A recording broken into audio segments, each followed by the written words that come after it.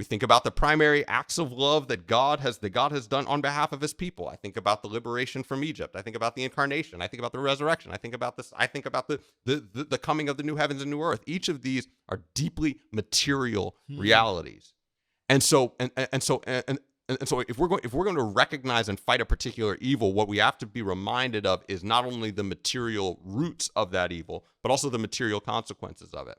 So I think about the fact that, and I reflect on this when I kind of reflect on creative anti-violence, that the issue with these things is that they kill folks.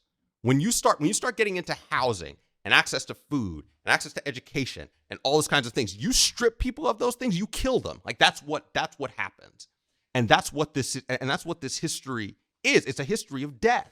And we as the people of God ought to be a people who are fundamentally anti-death.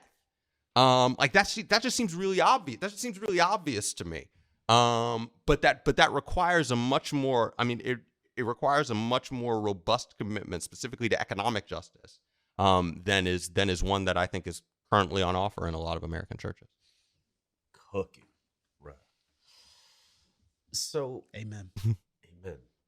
And the question that we deal with all the time on Pass the Mic in various ways, but I would love your take on it from your perspective, historian, theologian, preacher. Where was the church?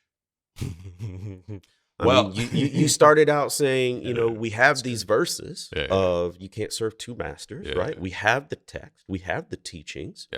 And when I say where was the church, it's two different churches. You're right. It's the white church. It's the black church.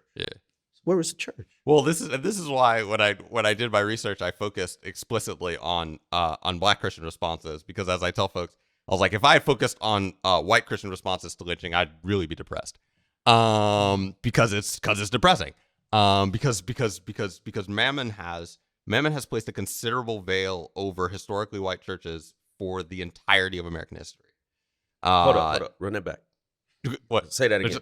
Say that again. They need to hear you. Mammon has placed a thick veil over the eyes of the historically white church since the beginning of American history.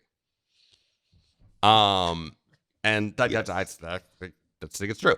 And so, and one of the goals of the book is to rip that veil apart for everybody. This is for everybody.